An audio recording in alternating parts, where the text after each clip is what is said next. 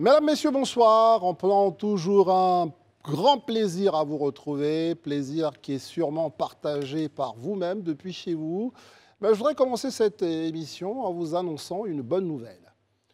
Un pays africain va ouvrir une filiale de sa banque en Côte d'Ivoire. Voyez-vous, c'est l'Algérie. Ça a été annoncé, c'est dire que la Côte d'Ivoire est une terre attractive. Mais ouvrons les mauvaises nouvelles. On ne recevra pas ici Koné Katinan, porte-parole du PPACI, pas parce qu'il est fâché, mais parce que nous avons le droit de réparer un impair. Il y a quelques jours, nous avons dit qu'il n'avait eu que 6% à Port-Bouët. Ben non, il a eu 15% avec 6 000 voix lors des élections municipales. Avouons que c'est pas mal pour une première expérience dans cette zone. Et puis, on ne recevra pas Apollinaire Compaoré. On aurait tellement voulu connaître les secrets de sa réussite, mais bon, ce n'est que partie remise. Voyez-vous, il y aura en revanche de si belles choses ici, dont l'histoire de ce docteur qui va révolutionner la question du sang en Côte d'Ivoire. Eh bien, ça, elle aime ces belles histoires, Christelle. Bien sûr, bonsoir à tous et j'espère que vous allez bien. Bonsoir, cher plateau. Daouda. Christelle, bonsoir. Superbement jaune et noir, malgré que tu sois oyer. J'adore cette couleur. Il est d'attaque, hein? Non, je ne vais pas réagir. Nous sommes sereines, nous n'allons pas réagir sur cette provocation. Sarah, bonsoir. Bonsoir Christelle, Comment bonsoir ça va? André. Ça va très bien, merci Herman, beaucoup. vous nous avez manqué hier, très cher. Merci. Au moins à vous, je manquais. Bonsoir, chers téléspectateurs. Élisée, bonsoir. Bonsoir Christelle, bonsoir André, bonsoir chers condisciples et puis bonsoir chez vous. Bonsoir Élisée. Alors, eh bien, tout le monde est installé? Tout le monde est installé, ça va chez toi? Oui, ça bien. va chez nous tous. Le grand sujet qu'on va commencer, ce sera juste après ceci.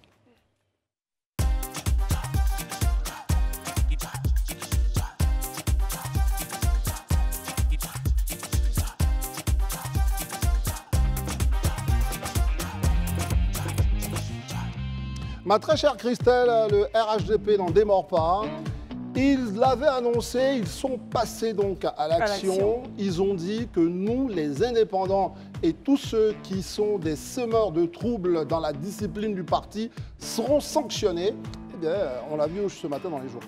Et les sanctions sont tombées, l'exclusion des organes centraux, déchéance des fonctions publiques occupées au RHDP, suspension des activités pour une période d'1 an et enfin blâme. Et pour en savoir davantage, qui a été sanctionné et comment justement la sanction se dispatche entre les dissidents. Pour mieux comprendre, nous allons donc avoir avec nous le directeur de cabinet du secrétaire exécutif du RHDP, le ministre Adom. André. Dans un instant, on aura le ministre Adom quand il sera en ligne avec nous. Mais déjà, on va permettre à nos camarades ici même en studio de nous dire ce qu'ils pensent. Daouda. Déjà, je pense que ces sanctions-là, il faut dire qu'on s'y attendait plus ou moins. On savait que ça allait venir parce que, pour ceux qui se rappellent, pendant les campagnes, le président avait annoncé qu'il n'allait pas être tendre avec tous ceux qui manipulaient des gens dans l'ordre ou qui allaient aller à candidature indépendante. Mais il est important de signifier que ce genre de sanctions n'est pas inédit en Côte d'Ivoire. Ce n'est pas la première fois. Pour rappel, en 2016 déjà, les instances dirigeantes du PDCI-RDA avaient sanctionné 48 membres du bureau politique du PDCI qui étaient contre l'union du PDCI et du RHDP pour les législatives de 2018. Maintenant, pour aller un peu plus loin, je veux dire, c'est un message clair aujourd'hui que le RHDP envoie à ses candidats indépendants qui, ma foi, il a estimé que après avoir donné autant d'avertissements, parce que ce n'est pas la première fois que le RHDP dit à ses militants non, on n'allait pas en indépendant, nous sommes dans une stratégie politique et tout et tout. Donc finalement, s'ils ne respectent pas la discipline du parti, à quoi ça sert de rester dans ce parti? Donc d'une main ferme, il condamne et il les blâme, il suspend et puis voilà. Cette main ferme, dans quelles conditions elle a été donnée ou elle a été en tout cas assénée à ces indépendants? On va entendre l'un des représentants, c'est le ministre Roger Adom qui est avec nous. Bonsoir, monsieur le ministre. Bonsoir. Bonsoir, monsieur le ministre. Nous espérons que vous allez bien. Je vais bien. Très bien. Alors, nous voulons un peu comprendre l'ampleur des différentes sanctions. Plusieurs personnes, on parle de près de 250 dissidents qui n'ont pas obéi à la discipline du parti ont été sanctionnés. Pouvez-vous expliquer un peu qui a droit à l'exclusion des organes centraux, qui doit être déchu de ses fonctions politiques, qui doit être suspendu pour une période d'1 an et qui peut être blâmé, monsieur le ministre? D'accord, donc ce qu'il faut comprendre, ça, merci de m'avoir invité, de permettre qu'on puisse mieux s'expliquer. Donc, nous avons 3 types de militants indisciplinés. Donc, il y a les premiers sont ceux qui sont présentés comme candidats. Ah, Et avec ceci, on y ajoute ceux qui sont inscrits sur les listes des candidats indépendants. Ça, c'est la première catégorie. La seconde catégorie, ce sont les militants qui se sont mis sur des listes de candidats de l'opposition. ah, Ah, très bien. Troisième catégorie, ce sont les militants qui ont apporté un soutien à des candidats de l'opposition pendant. Donc, un appel financier, un soutien logistique, en fait, avec des militants qui ont participé activement. On a quelques difficultés à vous entendre. On va essayer d'abord un premier test. Et, si vous avez la possibilité de vous déplacer. Et sinon, peut-être que les dieux de la technique veulent nous accompagner pour émettre notre demande. C'est de vous avoir sur notre plateau sans doute demain afin de nous expliquer tout ça. Est-ce que vous avez pu obtenir un meilleur réseau en vous déplaçant? Oui, mon réseau est bon. Ah. Très bien. On vous entendait difficilement, il y avait des coupures. On va essayer de repartir. Vous avez essayé de donner un peu des catégories, Ouais. des raisons. Hein. Pourquoi est-ce qu'on a sanctionné à ce niveau-là? Donc, si on vous a bien saisi, il y en avait qui ont apporté un soutien logistique et financier aux candidats de l'opposition. D'autres se sont mis sur les listes des candidats de l'opposition. C'est Et cela. après, il y a eu ceux qui ont soutenu. Ceux qui se sont présentés. Justement, Et ceux qui ont soutenu. pour la question, vous permettez. C'est-à-dire que, monsieur le directeur de cabinet, c'est qu'on prend le cas d'une candidate qui était face à un candidat RHDP qui est juste déchu de ses fonctions au niveau des instances du parti. Et puis ailleurs, on trouve d'autres membres qui ont toute la litanie de sanctions. C'était vraiment un tout petit peu incompréhensible. Non, en fait, si vous voulez, après, ce qu'il faut comprendre, c'est qu'il y a différents types de militants. Il y a les militants qui sont membres des organes sociaux. Donc, directoire, conseil politique. Ça, c'est une catégorie. Donc, ceux-ci, ils sont exclus des organes centraux. Très bien. Après, il y a des militants qui sont, par exemple, secrétaires de département ou secrétaires de section. Ceux-ci, ils ont une déchéance de leur fonction politique. Après, il y a des militants, donc ces militants-là ne participent plus aux activités du parti. Ouais. Donc, ils sont suspendus des activités du parti. Et la dernière catégorie, ce sont les militants qui n'ont pas de fonction active dans le parti. Donc, on considère qu'ils étaient par d'autres personnes, donc ils ont blâme. Très bien. On vous entend difficilement, mais une dernière question, et puis sans doute que on va revenir sur le sujet. Est-ce que ça veut dire qu'un membre de l'organe central qui est suspendu aussi pour les activités du parti ou seulement pour l'organe central? Juste pour comprendre sur cette catégorie. Il est exclu de l'organe central. Oui. Il est suspendu des activités du parti. Il a aussi suspendu les activités du parti. D'accord. Très bien. Alors, monsieur le ministre, essayons de comprendre un peu la portée les conséquences d'une telle décision. N'avez-vous pas peur que ces près de 200 de personnes, ces 300 personnes, disons 50 personnes, puissent se mettre en parti politique? Déjà, eux, ils n'ont pas eu peur de ça. C'est ça la première. La première chose, c'est la du parti. Nous sommes partis avec des statuts d'indépendance qui n'ont pas été respectés par ces militants. Donc, on ne peut pas laisser cet état de fait infini. Maintenant, ensuite, il faut voir, c'est qu'aux élections dernières, plus de 1,7 million d'Ivoiriens ont voté pour le RHDP. Nous avons gagné 27. Nous avons gagné 123 communes, malgré l'opposition et malgré le indépendant. Bon, on ne va pas voir la victoire modeste, on ne va pas non plus en pardonner. Mais ce qui est important pour nous, c'est que la discipline du parti soit respectée. Et que les militants qui ne respectent pas la discipline du parti soient sanctionnés. Très bien. Donc, s'ils deviennent demain une force politique pour vous, c'est un peu leur problème. Vous savez fort à cause justement des résultats que vous avez eus lors de ces dernières élections. Herman Aboua a une question également pour vous.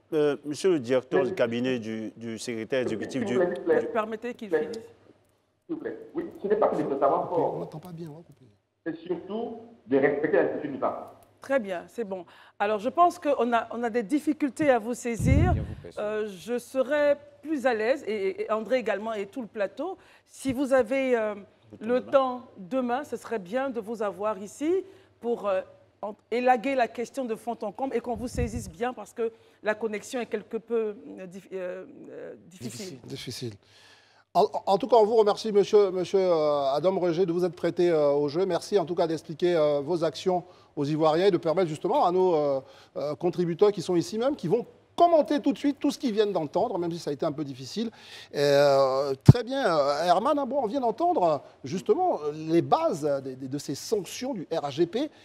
Par rapport à ce que vous saviez ce matin et par rapport à ce qu'on a entendu là, ça change quoi justement dans votre perception des choses? Moi, je pense que dans l'esprit de la discipline de parti, comme le directeur exécutif le directeur de cabinet du secrétaire exécutif du RHDP l'a dit, les sanctions peuvent s'analyser comme suit. D'abord, le RHDP veut passer un message, ça, Daouda l'a dit, il faut qu'on reste en rang serré lorsqu'il y a des combats à le faire. Mais au-delà de cela, contrairement à ce niveau-là, Daouda, moi je pense qu'ils ne sont pas parvenus à radier un militant. Ça veut dire qu'ils comprennent bien que ceux-là, ils sont quand même... les exclusions sont faites sur une période d'un an. Ça veut dire que s'ils restent disciplinés, ils peuvent revenir dans leur... Donc, il y a ça. Mais deuxième point, le communiqué ne le mentionne pas. Et c'est bien que le communiqué ne le mentionne pas de façon officielle. Mais on sait bien que dans ces genres de cas-là, ceux des cadres qui sont ici déchus, là, qui ont des responsabilités au niveau de certaines administrations centrales, au niveau public, vont peut-être y laisser des plumes. Et ça on ne le dit pas. Parce que par plusieurs fois, on a écouté M. Adam, il est revenu plusieurs fois sur la question de discipline du parti, toutes les fois qu'on lui posait la question. Deuxième point, vous avez dit tout à l'heure que ceux de ces cadres-là qui ont une position assez élevée dans l'administration pourraient y laisser leur peau. Pourquoi un tel argumentaire? Mais ça, je veux dire qu'on a vu dans les éléments de langage utilisés par le secrétaire exécutif du RHDP. Avant la campagne, pendant les campagnes, il a insisté là-dessus. Lui, par exemple, il jouait un coup qui était un peu difficile. Il était confronté, lui, secrétaire exécutif du parti, confronté à une dissidente qui était candidate au même poste électif que lui. Donc, il a géré tout cela. Imaginons un seul instant si le ministre Bak Congo perdait le siège municipal au niveau de Koumassi. Ça allait être un gros revers pour lui. Donc, en face de lui, celle qui a pu se présenter ainsi, c'est qu'elle savait qu'elle partait pour un kit ou double. Donc, aujourd'hui, moi, je reviens là-dessus.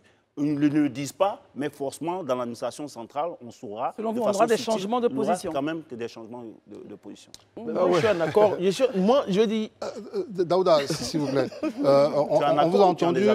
Attendez. J'ai été coupé. J'attends mon retour. On vous a entendu. Enfin, l'histoire du tabouret. Vous connaissez cette image du tabouret qu'on va perdre, tout ça. Mais permettons à Élysée de réagir, parce qu'il n'a pas encore réagi depuis. Est-ce que Élysée, vous dites, finalement, tout ça, c'est un coup d'épée dans l'eau, les indépendants ont la peau dure, ou vous dites, non, attention, les partis sont complètement remontés, tolérance zéro? Non, moi, je pense que mes prédécesseurs l'ont si bien signifié. Je crois que le RHDP prend une telle décision demeure dans sa logique, parce qu'il avait déjà annoncé, avant même qu'on ne parte aux élections, que tous ceux qui iraient à l'encontre de la discipline du parti seraient sanctionnés. Donc on n'est pas surpris normalement. Voilà, donc c'est cette sanction-là qu'ils mettent en œuvre. Donc ça, c'est vraiment pas une surprise en tant que telle. Mais je crois qu'au-delà de juste l'aspect de sanction, c'est de voir la volonté des dirigeants de ce parti-là de vraiment instaurer une discipline dans le parti. C'est vrai que ça a été un talon d'Achille depuis plusieurs années. À chaque fois, je me rappelle encore des élections en 2015, 2016, il y a eu quelques bisbilles, en 2021, pareil aussi, il y a eu tous ces bisbilles-là. Bon, jusque-là, on taxait quand même le parti d'être vraiment faible, des dirigeants, de ne pas prendre un certain nombre de sanctions, quand bien même avant les élections, ils parlent. Mais cette fois-ci, ils ont décidé vraiment d'appliquer. Moi, je pense que c'est un message qu'ils donnent. On a des joutes importantes à l'avenir. Ce n'est pas le lieu d'aller en rang dispersé. Il faut qu'on se resserre tous autour de l'objectif et qu'on y aille d'une seule voix. Et c'est de bonne guerre. C'est ce qui est, même dans tous les autres partis, je pense que c'est la logique en fait. Et ça ne s'appuie pas sur, je dirais, un ego, mais ça s'appuie sur des tests. Parce qu'en réalité, un parti est régi par des tests et les tests prévoient aussi des sanctions. Alors, Élisée ou Sarah, et si l'ego prévalait, il se disait, on a été quand même sanctionné, ça avait été annoncé certes, mais la communication est tellement de masse que tout le monde sait. La nation entière et les nations, enfin, le monde entier sait qu'on a été sanctionné. Et si nous devenons une force, Sarah? Oui, tout à fait. C'est une question qu'on peut légitimement se poser. Bon, ma première observation, peut-être avant, même si c'est toujours difficile de passer après Élisée parce qu'il résume tellement bien la situation que... On aime vous écouter non, également, vraiment, Sarah. Oui, bien sûr. Bon, ma première observation, c'est que j'ai trouvé la liste quand même assez longue, hein, quand même 252 militants, sachant que, bon, je ne sais pas pourquoi, mais j'avais en tête que principalement il y avait les candidats indépendants, peut-être ceux qui les soutenaient, mais finalement il y a aussi beaucoup de militants qui ont soutenu ces candidats, mais aussi les oppositions, comme l'a très bien détaillé tout à l'heure le ministre. Ce que je voulais peut-être souligner, c'est peut-être aussi la discipline qu'il y a eu à déployer ces sanctions, parce qu'on est vraiment conforme au règlement et au texte. au statut du parti du RHDP. Donc, ils ont appliqué leurs règles. Chacun a été puni en fonction du poste et de l'activité qu'ils ont eue. Mais effectivement, quel est peut-être le besoin derrière, bon, ça doit faire partie du règlement, mais de publier tous ces noms et de... Pour vous, vous pensez qu'ils auraient pu le gérer en interne? Chacun recevait un courrier ou un mail? Voilà, probablement. Mais en tout cas, le fait que on se focalise sur des suspensions d'activité qui ne dépassent pas un an, comme le disait Herman tout à l'heure, ce n'est pas des suspensions à vie, ça laisse peut-être une porte ouverte pour réintégrer le parti à un moment donné et donc voilà, éviter qu'il y ait des groupements qui se fassent, qui s'organisent juste après. Daouda. Bon, sur la question, moi, je pars du principe que s'ils ont été sanctionnés, l'IDA, déjà, c'est la première sanction massive au niveau du RHDP aujourd'hui, même si je sais que souvent, peut-être de façon isolée, on peut sanctionner X ou Y militants ou cas du parti. Mais la question que je me pose aujourd'hui, quand on sait qu'aujourd'hui, il y a 41 de ces personnalités-là, dans les candidats indépendants, il y a beaucoup de, comment on appelle ça, de militants du RHDP. Est-ce que tu parlais de force? Est-ce que ces sanctions-là ne vont pas pousser aujourd'hui ces personnes-là à se regrouper une bonne fois pour toutes ensemble pour former un parti politique? Mais en même temps, d'un autre côté, je me demande, est-ce qu'aujourd'hui cela est possible en Côte d'Ivoire quand on sait que, quand tu regardes dans tous les partis politiques, le parti politique est formé autour de la personne, généralement du leader. Donc, généralement, les gens ont tendance à avoir peur, à prendre leur indépendance réelle. Parce qu'aujourd'hui, ces militants qui ont été sanctionnés, je veux dire, dans leurs différentes régions, ils ont montré qu'ils avaient de la force, ils avaient, comment on appelle ça, de l'intérêt pour leur population. Donc forcément, les populations sont prêtes pour eux. Sarah, elle veut réagir par rapport à ce que vous dites. Oui, non, rapidement. Je ne pense pas qu'il pourrait y avoir une formation derrière d'un groupe spécifique parce que ce n'est pas un groupe homogène. Il y a des militants qui suivent l'opposition, d'autres militants qui sont pour les candidats indépendants. Ils ont un destin commun aujourd'hui avec les sanctions. Avec les sanctions, c'est vrai, mais est-ce que c'est suffisant pour les réunir? Je ne pense pas, sachant que dans un an, ils n'ont pas tous les mêmes sanctions en plus. Certains n'ont pas cette suspension d'un an d'activité. Donc, il faudrait vraiment une force supplémentaire ou une motivation supplémentaire pour qu'ils se regroupent. Et... Sarah n'y croit pas à cette idée donc qu'ils puissent former un parti politique. Et vous, sur ça, vous avez une réaction, Élisée? Oui, moi, je veux juste dire qu'on ne forme pas un parti politique pour le former. Un parti politique, on le forme dans la perspective de pouvoir conquérir le pouvoir d'État. Est-ce qu'aujourd'hui, pas que je minimise en fait le poids de ces personnalités qui ont été sanctionnées, mais aujourd'hui, en extirper un qui a un destin national, au point même de le présenter comme celui-là qui va briguer la magistrature suprême, en tout cas pour ces 2 prochaines années, voire 2025, ou même pour ces 7 prochaines années, voire 2030, à l'instant précis, ce n'est pas vraiment évident. C'est pas impossible. Non, je n'ai pas dit que c'est pas possible. Je n'ai pas dit que c'est impossible. Je dis que ce n'est pas évident. Ma phrase est très claire. Je n'ai pas dit que c'est impossible, ce n'est pas évident. Nous tous, nous savons, même aujourd'hui, ceux qu'on considère comme des cadors de la politique ivoirienne, qui ont même brigué la présidentielle, certains en ont fait 20 ans, malgré leur popularité qu'ils avaient, 20 ans avant de pouvoir se toucher le Graal. Donc on sait aujourd'hui que ce n'est pas des choses spontanées. Non, mais en fait, c'est pas une question. Il termine. Élisée, si tu permets rapidement, ce que moi je veux dire en fait concernant cette formation politique, l'idée, ce n'est pas la magistrature suprême. L'idée aussi, là, c'est de bousculer le jeu politique au niveau de l'Assemblée nationale, au niveau du Sénat. De se dire aujourd'hui, on voilà, pour qu'il y ait une forme d'opposition dans l'hémicycle. C'est ça l'objectif en disant force politique. Voilà. Sinon, je ne parle pas de magistrature suprême. Maintenant, je pourrais rebondir. Et ensuite, Herman va réagir. D'accord. Comme vous l'avez si bien dit, vous avez dit au niveau des députés, au niveau de l'Assemblée nationale et, disons, des municipales et autres, tout ça. Si vous regardez bien ces candidats-là, pour certains peut-être qui ont été élus, si vous voulez voir un destin personnel, c'est une équation avec une population précise. Donc, sur cette base-là, si moi je suis dans la peau d'un tel candidat, je ne juge pas utile de m'associer à quelqu'un dans la mesure où moi, le résultat que j'ai obtenu là, je l'obtiens après mon engagement personnel vis-à-vis de ma population. Je n'ai pas eu besoin de faire une coalition pour y arriver. Peut-être même la coalition va venir finalement, moi, m'inhiber en fait. Donc, du coup, je préfère plutôt affronter mon destin de façon personnelle. Très bien, à défaut, si je veux militer dans un parti, je ne vois pas où la difficulté. Si elle est sanctionnée, on peut lever la sanction, je peux revenir dans le parti. Herman, réaction rapidement. Moi, sur la question, si ceux-là pouvaient créer leur parti politique, historiquement, on a vu ici Zemmour Fofana, qui était un très talentueux secrétaire général du RD en son temps, qui était un lieutenant, qui travaillait beaucoup aux côtés du président Alassane Ouattara. On l'a vu, c'était dans tout son camp lorsqu'il avait choisi de créer un parti politique. Moi, ce n'est pas à ce niveau-là, mais on voit que le nombre important, Sarah l'a évoqué, 252 cadres ou militants. Ce nombre-là, il est important. Déjà, c'est bien que le parti, en son sein, n'ait pas décidé de l'éradier définitivement. Donc, c'est bon. Mais ça laisse montrer qu'il y a un malaise au sein du RHDP. Pourquoi est-ce que certains candidats, certains militants ou cadres vont jusqu'à soutenir des candidats de l'opposition? Parce que ça a été dit. Ce n'est pas que des indépendants qui sont en face du RHDP. Ils sont allés jusqu'à soutenir des candidats indépendants. C'est-à-dire qu'ils ont tout mis. Et ça, il faudrait qu'au niveau de la direction du parti, du RHDP, quand bien même on regarde les sanctions et autres, il faut s'intéresser à la question de bien analyser la question. Très bien. Pour que l'objectif de parti en rang serré pour 2025 soit atteint. Merci les amis pour ce premier tour de sujet autour donc, des sanctions infligées par la direction du RHDP à des militants qui, eux, étaient allés en indépendant lors des élections locales dernières.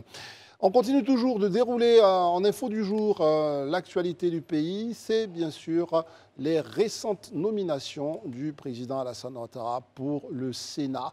Ça fait parler énormément. Tous les analystes politiques se posent beaucoup de questions. Eh bien, nous allons nous y coller. Ça s'est passé hier avec cette nomination de 33 sénateurs. Tout à fait. Alors, c'était donc, comme il a dit hier, la signature d'un décret portant nomination de 33 sénateurs, conformément à l'article 87 de la Constitution ivoirienne.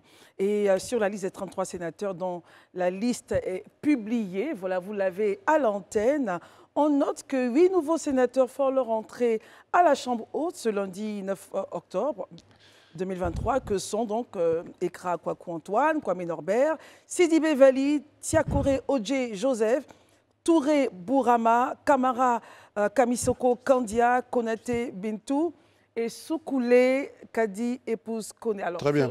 Je fais juste mention de ces 8 nouveaux qui rentrent dans la maison. Alors, messieurs, réaction. André l'a dit, les interprétations fusent partout sur la toile. Ici également, on va s'y coller. On commence par Herman. Bon, ok, je vais essayer. Le Sénat, le président Alassane Ouattara nomme ses 33 sénateurs. Oui. Un tiers des membres du Sénat sont ses prérogatives, donc il fait bien d'en jouir. On le sait aujourd'hui, Aoussou Jano n'est pas sur la liste. Ça veut dire que pour tout ce qu'on a eu à faire comme supputation à ce niveau-là, c'est clair qu'il ne peut pas être président du Sénat reconduit du moment où il n'a même pas pu être nommé après sa débâcle au niveau de l'élection du Sénat. La nomination d'Odje Tiakore, je voulais qu'on regarde ça, parce que voici un monsieur qui a été secrétaire général du RJR, la jeunesse du RD en son temps, qui était très bouillant, mais qui a eu un moment de froid avec l'épisode avec Zemmour Fofana, qui, malgré cela, est resté dans les rangs du parti. Donc, il a purgé, on peut dire aujourd'hui, là, tout ce qu'on lui reprochait. Il est resté discipliné après cet épisode jusqu'à aujourd'hui, jusqu'à atteindre le Sénat, atteindre aussi un poste de nomination au sein d'un appareil important. Il y a ça, il y a la nomination de Mme Kandia Kamara. Mme Kandia Kamara qui, on peut comprendre cela, parce qu'elle est ministre d'État du gouvernement sortant qui a été dissous. Elle est avant tout députée, donc elle est quand même membre d'une chambre, de la chambre basse du Parlement. Donc si c'était juste pour qu'elle appartienne... Il faut quand même préciser qu'elle ne siège pas. Qu'elle ne siège pas. Qu'elle était ministre. Mais en même temps, si que c'était la fonction d'être membre du Parlement qui l'intéressait, elle aurait pu peut-être démissionner au sein. Donc aujourd'hui, si le président l'envoie au Sénat, cela pourrait dire qu'elle sera peut-être sa candidate pour donner des consignes aux parlementaires, aux sénateurs du RHDP, pour qu'elle soit la présidente. Mais je voulais terminer. Oui, aujourd'hui, il y a certains qui supputaient quant à la dissolution, à la mise, à la fin des missions, des fonctions du Premier ministre Patrick Achi, il y a certains qui disaient, par exemple, que certainement il serait nommé au Sénat. Aujourd'hui, on voit clairement que ça, ça ne fait pas partie des... C'est pas à l'ordre du jour. La précision en valait la peine. Merci bien, Herman. On va permettre à Élisée aussi de donner son point de vue sur cette nomination du président. Niveau constitutionnel, on dit que c'est le droit du président, mais est-ce que là, le fait de nommer un certain nombre de personnes, tout ça, vous dites que c'est dans l'ordre normal des choses? Bon, je pense que ce débat, on ne reviendra pas dessus. Dès l'instant où on a déjà voté la Constitution, même si Élysée peut-être ne l'avait pas voté, je ne sais pas, mais toujours la majorité des Ivoiriens l'a déjà voté, donc on y va avec, on ne peut plus refair le débat.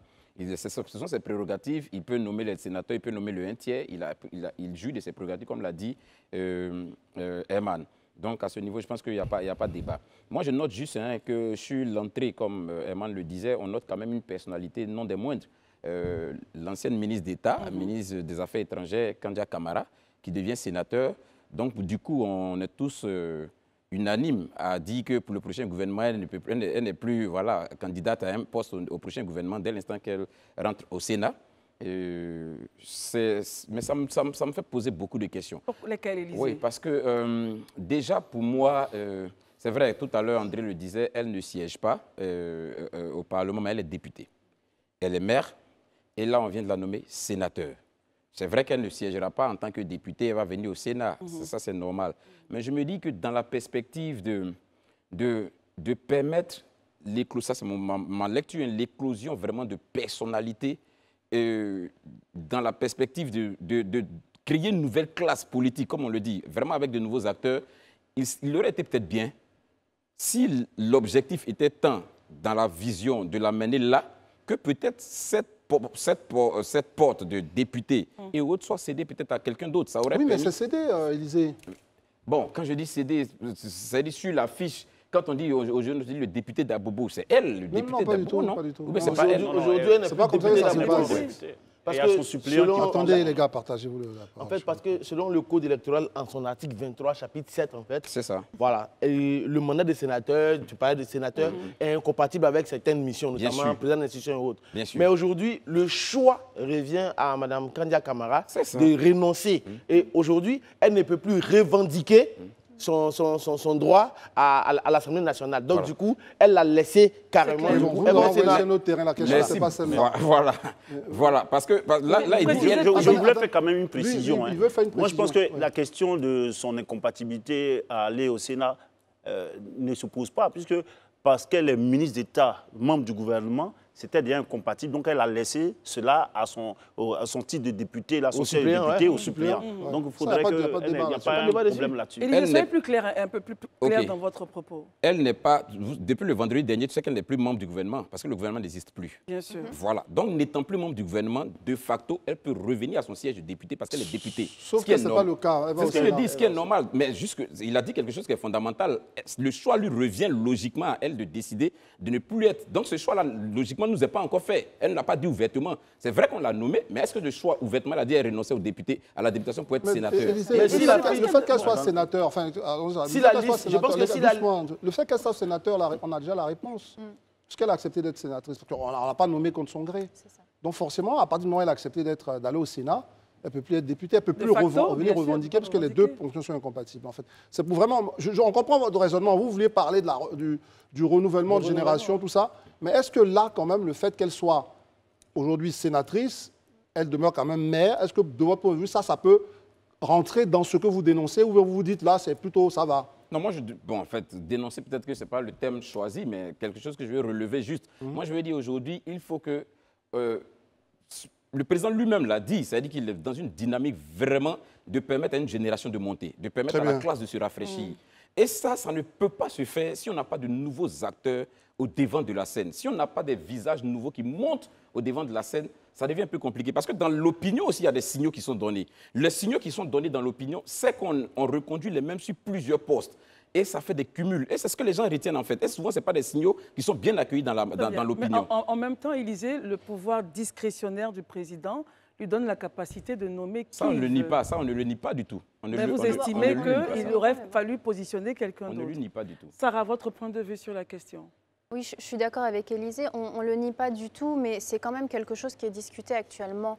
Et je pense que c'est important de discuter sur ce sujet-là, juste pour collecter peut-être les différentes opinions. Quoi?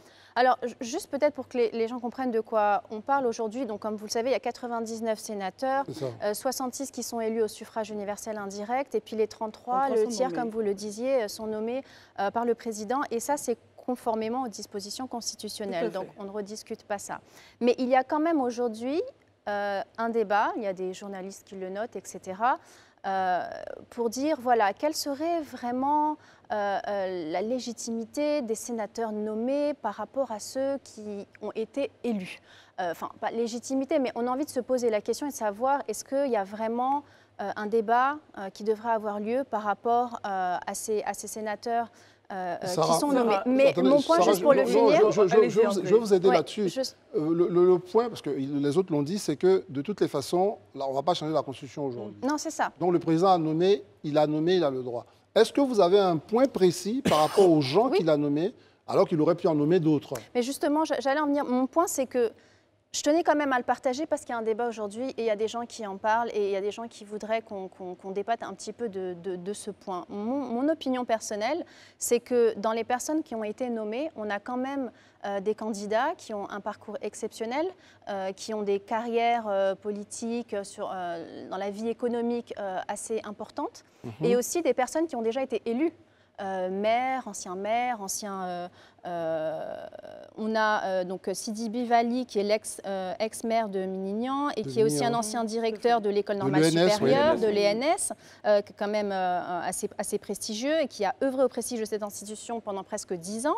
On a Candia Camara, bien sûr, qui est quand même ex-ministre des Affaires étrangères, c'est pas un petit poste. Donc certes, c'est des personnes nommées par le président, mais c'est pas des gens qui sont inconnus, c'est des gens qui ont fait leurs preuves, qui ont également été nommés. Vous auriez aimé quoi? Oui, justement, merci. Quel est votre point, Sarah? Mon point, c'est que même s'ils n'ont pas, même s'ils passent pas par le circuit traditionnel des 66%, par exemple, qui ont été élus au suffrage universel indirect, ça reste des personnes au parcours assez exceptionnel qui ont été aussi élus par le peuple dans certaines fonctions et qui de facto, sont légitimes. Voilà, sont légitimes. Tout à l'heure, vous parliez de légitimité entre ceux qui sont nommés et ceux qui sont élus. La loi leur donne la même position. Oui, leur donne la même position. Mais ce que je veux dire, c'est que même s'ils n'ont pas été élus indirectement, ils ont quand même un parcours et des expériences qui font qu'ils sont légitimes au poste pour lesquels on vous a compris. On va quand même vous intéresser tous à une question, c'est, on va dire, la présidence, tout le monde semble le dire, cette présidence serait promise à Candia Camara, c'est vous les analystes qui l'avez dit. Est-ce que quelque part, cela vous choque ou cela vous amène à vous poser des questions au regard du fait qu'elle a été nommée comparativement à d'autres qui ont été élus? Vous estimez que c'est normal qu'elle soit choisie? Quel est votre point là-dessus, les amis? Par rapport à son parcours, pour continuer sur ce que je disais, moi je pense que ce serait une très bonne chose parce qu'elle a quand même été ex-ministre des Affaires étrangères. Elle a un parcours assez exceptionnel en tant qu'ancienne ministre d'État. Elle est une figure très importante du RHDP et surtout c'est une femme. Donc vous pouvez compter sur moi pour être plutôt positif sur cette candidature. Le fait qu'elle ait été nommée et qu'elle brigue la présidence, vous vous dites ça va, c'est pas grave? Non, c'est pas grave. Très bien. Daouda là-dessus. Bon, je pars du principe que qu'elle soit nommée, qu'elle soit élue, quel que soit le mode par lequel elle deviendra présidente, moi, ça ne me gêne vraiment pas. Parce que dans la mesure du possible, d'un premier temps, elle est membre du RHDP. Donc, même si c'est un candidat élu du RHDP qui avait été choisi dans la mouture actuelle même du Sénat, la personne va passer. Donc, vu son parcours, comme elle a si bien dit, à l'éducation nationale, son parcours même au RHDP, son parcours politique en tant que femme, son parcours, parce qu'on peut la compter parmi les femmes leaders de la politique en Côte d'Ivoire aujourd'hui, j'estime que si elle est élue présidente du Sénat, mais ce n'est que mérité. Très bien, Herman. Moi, sur la question, beaucoup se sont posé des questions à certaines fonctions dans l'administration, notamment dans son portefeuille lorsqu'elle était au ministère de l'Éducation nationale. Même certains ont dit beaucoup de choses dans sa manière de gérer les affaires étrangères. Mais moi, quand même, je me dis que le poste de président du Sénat, c'est un poste qui lui va normalement, puisque là-bas, c'est un poste carrément politique. C'est de mener des débats avec des députés. Je pense bien que pour son parcours, qu'on sait d'elle, qui est un parcours en tant que grande militante loyale avec le président, aux côtés du président Ouattara, c'est normal qu'elle puisse gérer le Sénat. On termine ce tour de table avec Élysée. Oui, ben, je pense que, comme Daouda l'a dit, sur ça, je le rejoins, hein, que tu sois nommé ou que tu sois élu. Toujours est-il que vous gardez le même statut dès l'instant que vous êtes sénateur. Donc, vous êtes tout autant aussi légitime que les autres de briguer à la magistrature. Donc, si elle est choisie comme, ou du moins, elle est désignée par ses pairs pour être la présidente de l'institution, moi, je ne vois pas, dans ma modeste posture, pourquoi je viendrais m'y opposer. C'est qu'ils ont estimé à cet instant précis-là qu'elle le mérite. Juste que moi, je voudrais peut-être que sa présence, parce qu'on sait que Daouda l'a évoqué, c'est une battante sur le plan politique et autres. Ce que je dirais plutôt, c'est que sa présence à l'hémicycle, vraiment, au Sénat, est un cachet particulier. C'est-à-dire? Est un cachet particulier. Il faut qu'on sente, c'est vrai que le Sénat, on ne dirait pas qu'on ne l'a pas senti par la mandature passée, mais je pense qu'il y avait beaucoup de possibilités d'être vraiment au devant de la scène. Il y avait beaucoup de possibilités de pouvoir justifier de la légitimité de l'institution depuis le fait que la Constitution a prévu qu'il y ait un Sénat. Beaucoup d'Ivoiriens ont supputé dessus, ont estimé que ce n'était pas légal, ce n'était pas légitime, ce n'était pas normal. Donc j'estime que pour ma part, il faut que sur sa mandature, le Sénat puisse faire un pas supplémentaire et s'imposer comme une institution vraiment qui a toute la crédibilité au niveau national. On voit bien que vous êtes un he for she, hein, parce que voilà, quand un homme veut que ce soit une femme qui, à la tête du Sénat, transforme justement notre système législatif. Ça, je pense que c'est à encourager. Merci en tout cas, les amis, pour avoir contribué comme ça à éclairer nos concitoyens sur ces sujets-là. Mais d'autres sujets arrivent. Ça, c'est un sujet qui est un peu plus social. Il faut qu'on en parle. Il s'agit justement de la lutte contre la rage. L'État de Côte d'Ivoire est, on va dire, en tête de lutte contre cela, parce qu'ils sont nombreux, comme Daouda, à aimer les animaux. Mais est-ce qu'ils font ce qui est nécessaire? On va en parler avec vous. Mais avant, on se regarde une petite vidéo parce que tout a été lancé cette année du côté de Guitry. Contre la rage, vaccinons pour protéger notre communauté. C'est le thème choisi pour la célébration de la 17e journée de lutte contre la rage. Sensibiliser et former les populations en vue de l'éradication de cette maladie mortelle, c'était l'objectif de cette journée de rencontre avec les habitants de Guitry. Vaccinons nos chiens, vaccinons nos animaux et évitons à nos enfants d'être mordus. Une fois que vous faites la maladie, elle ne peut plus être guérie. Vous êtes forcément condamné à la mort. Depuis janvier 2023, le bilan fait état de 28 cas de décès par rage humaine dans 17 districts sanitaires du pays, dont un cas d'un enfant de 6 ans. Le comité local de lutte contre la rage est chargé de faire connaître la rage à la population de tout le département. Participer activement à l'élimination de la rage dans le département de Guitry. Mettre en œuvre des actions de sensibilisation et de communication à l'endroit des populations sur la rage. Monsieur le sous-préfet et moi-même serons là pour superviser, nous serons à vos côtés pour mener à bien toute cette mission. Aujourd'hui encore, chaque 9 minutes, une personne perd la vie du fait de cette maladie, soit un cumul de 59 000 décès annuels dans le monde. Parmi les victimes, 40% d'enfants, dont l'âge oscille entre 4 et 12 ans. La sensibilisation et la lutte continuent en vue de l'éradication de cette maladie d'ici 2030. Nous adorons nos animaux, mais est-ce que nous faisons tout pour leur éviter donc la rage? C'est le message justement de ce documentaire, pour planter un peu le sujet. C'est un vrai sujet, Christelle, parce que les Ivoiriens ont tout le temps des animaux, des chiens, des chats. À la limite, moi, mon point, c'est que je n'ai pas le droit de donner mon point de vue, mais bon, je leur donnerai si, la parole. Si on en a, mais il faut s'en occuper, quoi. Il y a des chiens qui se baladent, ils vont manger partout chez les autres. Je ne sais pas pourquoi. Il y a bien un maître et des chats qui se baladent un peu partout. Il faut bien que vous puissiez leur faire que vous n'êtes pas allé au Maroc. Faites un tour au Maroc. Non, je veux dire, quand on a un animal de compagnie, d'abord, il faut s'en occuper. Lui donner le bain, le shampoing, éviter qu'il ait des puces et tout ça, qu'il mange bien. Pas qu'il aille se balader dans les voilà. Christelle, on va demander à Herman. Est-ce que vous pensez que les Ivoiriens s'occupent bien de leurs animaux? Sinon, l'État peut-être n'aurait pas annoncé... On ne serait pas à 28 cas de décès. C'est ça. Donc, je pense qu'aujourd'hui, ça fait vraiment, c'est devenu, vraiment, je ne sais pas si on peut dire, c'est courant, hein. Les jeunes, certains mecs qui n'ont pas d'emploi et autres, ils s'amusent à avoir un petit caniche, avoir un animal de compagnie. Il y a certains même qui, au-delà du chien, qui vont ailleurs. Mais moi je pense qu'ils choisissent d'autres animaux. Je ne vais pas citer les noms ici. Et des poissons, tous là à la maison. Mais les poissons, moi, je veux dire qu'il y a un budget. C'est ce qu'il faut pouvoir faire. Le poisson que tu choisis de mettre dans ton aquarium à la maison. Non. Pas seulement la rage, il y a d'autres... Moi, par exemple, quelqu'un m'a raconté une histoire avec son aquarium avec deux poissons dedans. La personne ne travaille pas, mais son père a pompé Baygon à la maison. Pas de publicité. Un insecticide. Les deux poissons se sont retrouvés morts. Mais au-delà de ça, la question, je veux dire, il ne faudrait pas laisser les chiens ambulants. Très bien. Ça, la rage, là, la seule manière de freiner cela, et ça, le gouvernement a bien compris, c'est la sensibilisation. Sarah. Tant que les propriétaires de ces animaux-là les gardent chez eux et les vaccinent régulièrement, on évite la rage. Sarah. Effectivement, la vaccination, je pense que c'est l'étape la plus importante, l'étape la primordiale, surtout quand on a un chien de compagnie à la maison. Tout simplement parce que contre la rage, il n'y a pas vraiment de traitement. Une fois qu'on est infecté, que les symptômes se développent, il y a de fortes chances que la personne décède. Oui, donc, c'est la prévention et la vaccination qui doit prendre le pas.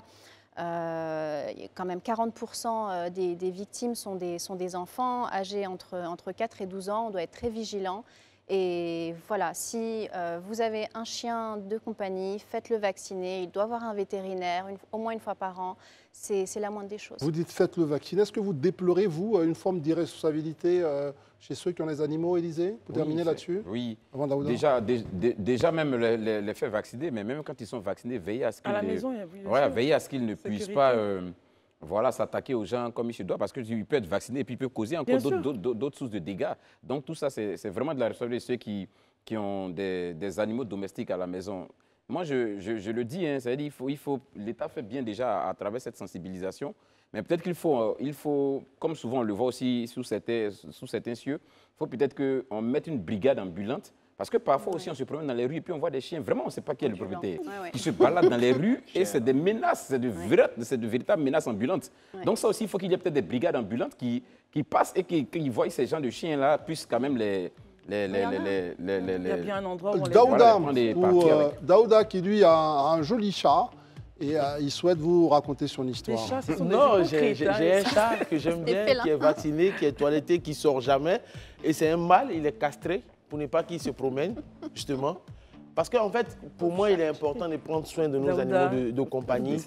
Non, sérieusement. C'est votre chat, vous en Oui, mais sérieusement, je le dis, j'adore ce chat. Depuis que j'étais célibataire... Vous ne voulez pas qu'il se reproduise, non? Non, parce qu'après, ça envoie trop de chats à la maison. J'en veux pas. Et il se promène trop. Mais au-delà de tout ce qu'on vous avez dit, ça et là, c'est vrai, il faut vacciner le chat, il faut vacciner nos animaux, il faut vacciner tout. Mais il est important, chers téléspectateurs, Herman, Élisée, Sarah, faites-vous vacciner aussi. On peut se vacciner contre la rage.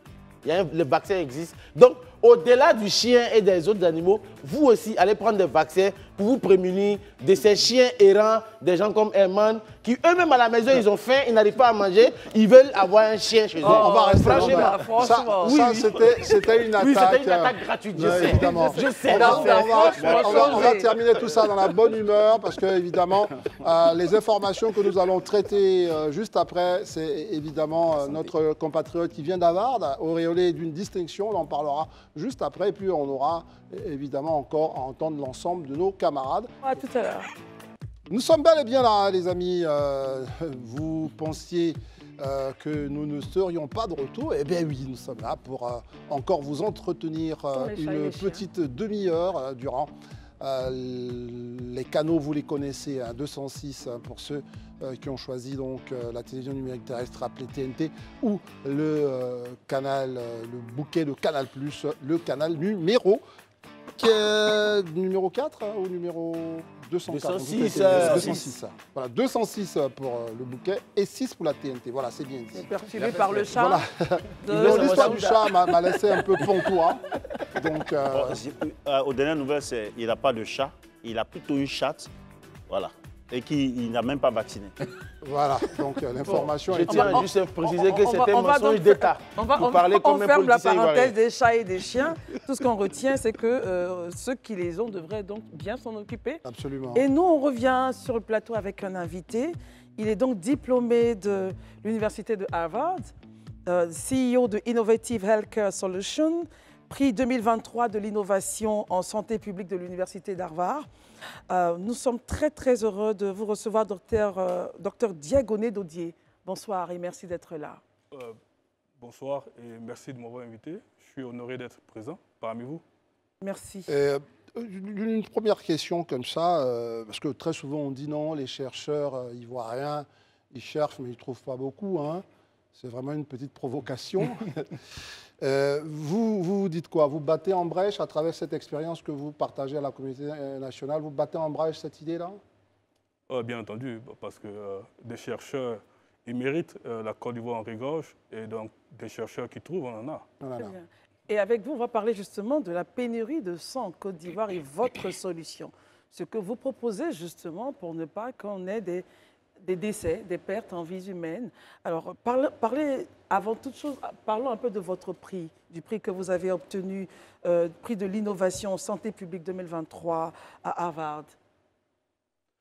Il faut dire que chaque année, l'association des anciens de Harvard s'est réunie et décerne des prix à tous les anciens qui, à travers le monde, se sont illustrés de manière remarquable dans leur domaine de compétences, notamment en santé publique. Et donc, pour cette année 2023, tout le monde a bien voulu porter son choix sur ma modeste personne. Il faut dire qu'on ne peut pas se nominer soi-même. Donc, vous devez être nominé par d'autres, un de vos pairs. Mais voilà. on vient vous donner la parole rapidement. Okay. Il s'agit de quoi précisément votre solution? En fait, ce qu'il faut comprendre, c'est que je suis le CEO de Innovative Healthcare Solutions, qui est une entreprise privée, mais une entreprise de healthcare consulting qui fait du conseil en santé. Et donc, ce que nous avons fait avec le CNTS, nous avons travaillé en collaboration avec le CNTS. Et donc, le CNTS, le Centre national de transfusion sanguine, nous avons signé une convention de collaboration en juillet 2021. Et donc, ce qui nous a permis, avec le CNTS, de travailler dans le sens de l'amélioration des performances du CNTS.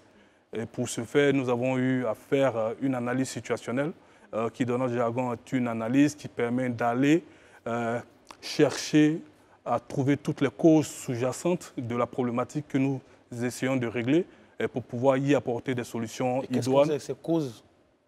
Les causes de la problématique de sang.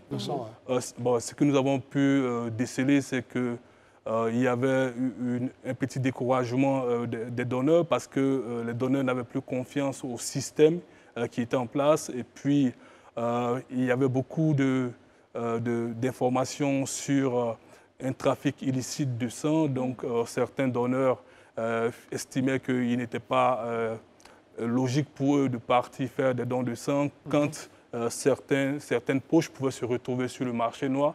Et donc, ce n'est pas à eux de faire d'alimenter ce... Pour être plus précis et comprendre un peu le point de situation que vous avez essayé de réguler, quand vous dites que certains donneurs n'avaient pas confiance au système, quel est ce système-là, pour qu'on comprenne bien? Non, en fait, je parle du système transfusionnel. Oui. Donc, c'est dit C'est quoi ces caractéristiques, juste là? Non, le système, c'est... En Côte d'Ivoire, on a le CNTS, qui est le Centre national de transfusion sanguine, qui est chargé de faire la collecte, le traitement, jusqu'à la distribution du sang. Et du coup, quand vous avez un système, donc c'est le système avec tous les acteurs qui rentrent en ligne de compte, notamment les hôpitaux publics, les hôpitaux privés et tout ça. Et donc, le sang doit partir d'un donneur pour se retrouver in fine chez un receveur qui est un patient, quelle que soit sa situation géographique sur tout l'ensemble du territoire ivoirien. Et donc, pour que le système soit performant, il faut qu'à chaque moment où un Ivoirien a besoin de sang, quelque part dans un hôpital public ou privé, il faut qu'il y ait du sang disponible. Et s'il n'y a pas de sang disponible et qu'il y a beaucoup de pénuries et tout ça, du coup, les gens n'ont plus confiance au système. C'est ça. Parce que le système n'arrive pas à satisfaire leurs besoins. On va permettre à Sarah de vous poser quelques questions. Oui, et dans cette pénurie, justement, je pense aux gens qui sont peut-être plus défavorisés parce que par rapport à leur groupe sanguin, il me semble que c'est les O positifs ou O négatifs. Il y en a un qui est donneur universel et un autre qui ne peut recevoir que d'un groupe du même groupe sanguin. Du coup, ça doit être encore plus compliqué pour ces personnes-là quand on sait qu'il y a une pénurie. Enfin, je disais de l'article, on a besoin de 250 000 poches peut-être dans l'année, on a 170 000. Qu'est-ce qu'on peut faire pour inciter les gens? Est-ce qu'il y a un manque de campagne autour de la donation de sang? Quelles sont les initiatives? Vous êtes rapprochés des autorités pour discuter de ce problème? Ou est-ce que les gens ont peur de donner leur sang? Ou qu'est-ce qui coince en fait? Très bien, la question.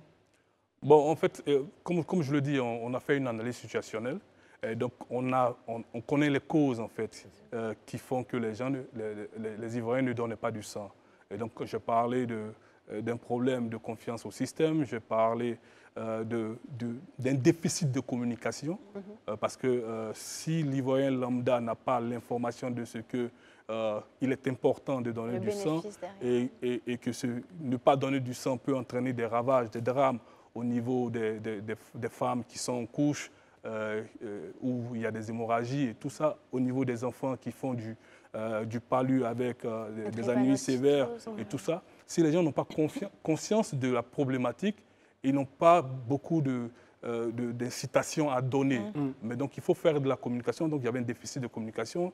Il y avait un problème de transparence parce que j'ai parlé du marché noir. Donc, tout ceci décourageait. Mais également, ce qu'on avait décelé, c'est que le CNTS n'avait pas toute la logistique nécessaire pour pouvoir arpenter le terrain, pour pouvoir aller vers le donneur, parce que c'est au CNTS d'aller vers le donneur pour pouvoir collecter du sang. Donc, on a pu percevoir toute cette défaillance. Et donc, une fois qu'on a mis cela au grand jour, nous, avec notre campagne, avec la collaboration qu'on a eue avec le CNTS et avec l'UCP Santé Banque mondiale, donc c'est l'unité de coordination des projets de santé Banque mondiale qui nous a soutenus financièrement là-dedans, on a pu faire de ce problème qui était un problème qui était sous-jacent une priorité nationale.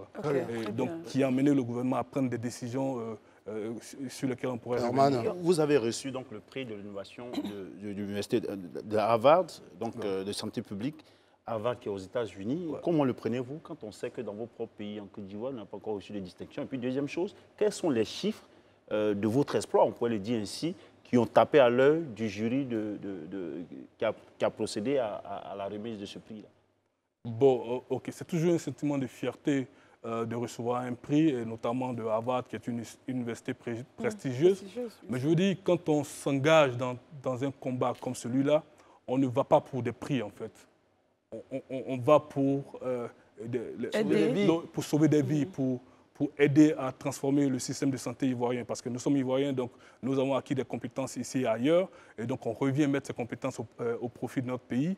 Et en bout de chaîne, il y a des vies qui sont en jeu. Il y a des femmes qui meurent, il y a des enfants qui meurent, il y a des personnes drépanocytaires qui ont besoin de sang et tout ça. Donc la plus grande victoire que moi je peux retirer de cela, c'est quand une mère de famille me dit merci et me bénit, parce que grâce au combat que nous avons mené avec le CNTS, parce que je le dis toujours, son enfant a pu avoir du sang et son enfant est sauvé. Donc, les chiffres de deux volets.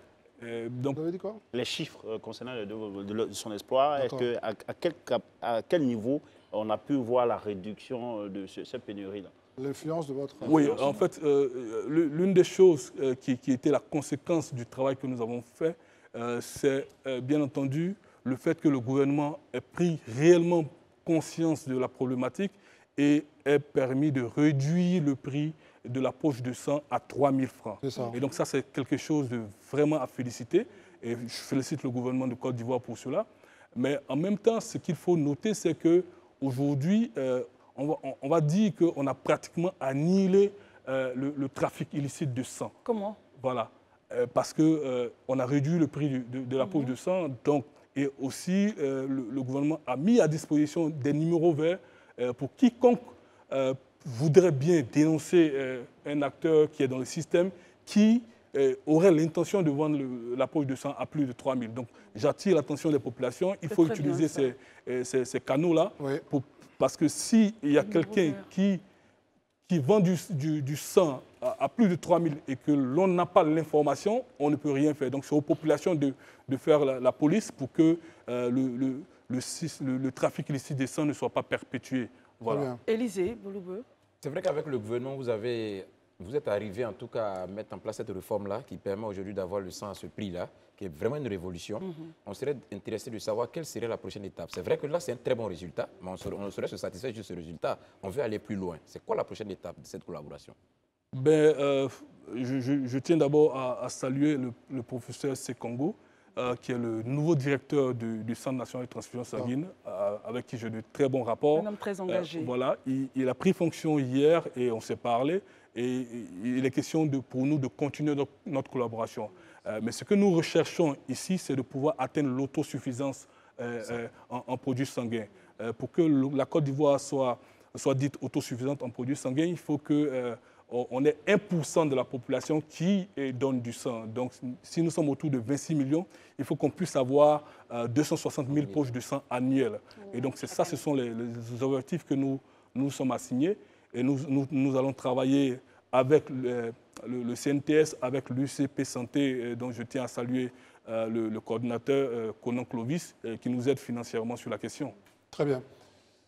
Docteur Diagoné Dodier, l'homme qui vient de Koumassi, Sikoji, qui réussit à étudier à Harvard et qui se voit décerner un prix. Quel message pour la jeunesse ivoirienne? Je veux dire que mon parcours doit pouvoir inspirer, en fait. Et ce que je veux dire, c'est qu'on peut venir d'un quartier modeste, d'une famille modeste, et puis rêver grand, se donner les moyens d'atteindre ses objectifs. Et donc, déjà arriver à avoir une admission à Harvard, ce n'était pas quelque chose de donné. Et donc, c'est déjà un privilège. Mais revenir au pays et contribuer à améliorer le système de santé, à faire en sorte que des populations puissent avoir accès au sang et être primées pour cela à Harvard, c'est quelque chose qui doit inspirer la jeunesse ivoirienne et pour dire qu'on peut venir de Côte d'Ivoire et puis aller conquérir le monde. Voilà. Docteur Diagoné, un autre pan peut-être de la question aurait été pourquoi quand on a fréquenté à l'extérieur, on a fait l'école à l'extérieur et qu'on est brillant manifestement, pourquoi on rentre en Côte d'Ivoire en parallèle avec une jeune dame qui était avec nous hier, qui, elle, faisait partie de ceux qui étaient allés se chercher, traverser la Méditerranée. C'est quoi? Quel est le moteur comme de quelqu'un qui vous fait comme vous qui revient non, le moteur, c'est dans un premier temps l'amour du pays, parce qu'on n'est jamais mieux que ce soit. Ça, c'est la première chose. Mais la seconde chose, c'est qu'on se dit avec le type de compétences qu'on a, le type de connaissances qu'on a, l'impact qu'on ferait en Côte d'Ivoire aurait une magnitude 10 comparée à l'impact qu'on ferait aux États-Unis. Des gens qui ont fait Harvard, qui ont mon profil aux États-Unis, il y en a des milliers, des centaines de milliers. Okay. Donc je suis un parmi tant d'autres. Et quand j'arrive en Côte d'Ivoire, dans mon pays, et qu'il y a un système de santé des plus fragiles, on peut faire beaucoup. Et surtout, vous faites travailler, on vous met à contribution. Je me mets à contribution et j'espère que le ministère de la Santé nous mettra à contribution. Aujourd'hui, à vous écouter, la problématique du sang, même si ce n'est pas totalement réglé, mais au moins on a des solutions claires pour avoir un maximum de sang, pour être souverain en matière de sang. Après le sang, puisque vous êtes dans le domaine de la santé, on a d'autres maladies chroniques aujourd'hui en Côte d'Ivoire et que vous donnez des conseils. Quel serait votre prochain challenge? Ok, merci pour la question. Mais je vais revenir sur la question du sang dans un premier temps. Aujourd'hui, on a rendu les produits sanguins un peu plus accessibles. Mais on n'a pas encore atteint l'autosuffisance. Et donc, nous allons y travailler. Et donc, on a déjà un plan pour 2024 avec nos partenaires, avec le CNTS, qui sera mis. Donc, on va renforcer et redynamiser tout ce qu'il y a comme travail autour du sang. Maintenant, une fois qu'on aura réussi à atteindre l'autosuffisance, en produits sanguins. Moi, mon prochain challenge personnel, c'est de pouvoir travailler personnellement à la réduction de la mortalité maternelle parce que je trouve que c'est un drame qu'une femme qui va en couche, donner vie, puisse perdre la vie, alors que ça doit être un moment de réjouissance pour les familles. Docteur Diangoné, on va permettre à Sarah de vous relancer encore. Oui, merci. Effectivement, là, c'est un point important. Il y a des gros risques d'hémorragie quand on accouche. Et pour le coup, voilà, le besoin de transfusion est énorme. Ça me fait toujours un peu peur de savoir qu'il y a une pénurie telle encore quand même de sang. Donc aujourd'hui, et les besoins aussi sont très importants pour les enfants. C'est plus de la moitié des besoins en sang qu'on recense chaque année. Quel serait votre message peut-être aujourd'hui pour sensibiliser les gens qui hésitent peut-être encore à faire la démarche d'aller donner leur sang, pour les motiver ce soir vu qu'ils nous écoutent? D'accord. Moi j'appelle mes compatriotes à faire le don de soi. Je pense que les Ivoiriens sont des personnes qui sont solidaires et donc il n'y a pas meilleur moyen de montrer sa solidarité que de donner du sang pour un autre Ivoirien ou pour une autre personne vivant en Côte d'Ivoire qui aurait besoin de sang. Et puis, tout le monde peut se retrouver dans une situation malheureuse. Moi, j'ai rencontré quelqu'un qui était hostile au don de sang. Et puis, le jour où sa fille avait besoin de sang, il cherchait mon numéro partout, il m'a appelé et il m'a dit mais tu sais, Diagoné, c'est maintenant que je comprends l'essence de ton combat. Je lui dis, c'est bien que tu comprennes aujourd'hui, mais ce n'est pas bon d'attendre qu'un proche soit malade. Donc, il faut qu'on fasse preuve de dépassement pour se dire que tous les Ivoiriens et tous ceux qui vivent sur le territoire ivoirien sont nos proches. Et donc, à chaque fois qu'un enfant mourra par manque de sang, ça sera un autre enfant qui meurt. Donc, c'est quelque chose qu'il faut bannir en fait. Il faut travailler ensemble pour y arriver. Est-ce que vous avez une question pour le docteur Diagoné? Oui. Pour atteindre l'autosuffisance, en tout cas, il y a des efforts à faire, notamment la sensibilisation, comme vous l'avez si bien dit. Mais je pense que ce n'est pas les seuls éléments. Il faut jouer sur les leviers de la gouvernance et un certain nombre d'éléments. Quels pourraient être ces éléments-là sur lesquels il faudrait agir pour qu'on puisse parvenir effectivement à cette autosuffisance, puisqu'elle est nécessaire pour notre santé, nous tous?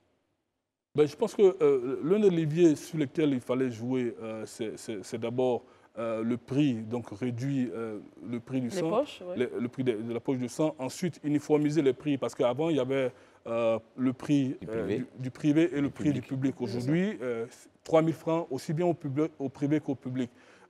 Une autre chose à faire, c'est de pouvoir allouer des moyens conséquents au CNTS, de sorte à ce que le CNTS soit plus efficace sur le terrain pour pouvoir aller faire la recherche de sang. De quel type de moyens, par exemple?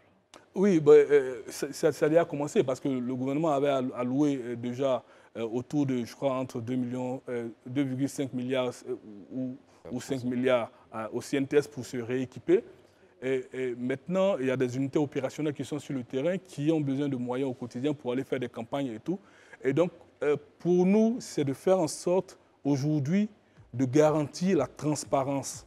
C'est-à-dire que l'Ivoirien lambda ait confiance au circuit de distribution de sang et se disent que si je donne du sang, je suis sûr que ce sang ne soit pas détourné et qu'il va servir à sauver une vie et qu'il ne va pas servir à enrichir un individu que j'appelais un malfrat, qui veut s'enrichir sur la mort des gens. Une dernière question. Moi, je vais faire l'avocat du diable sur cette dernière question très courte.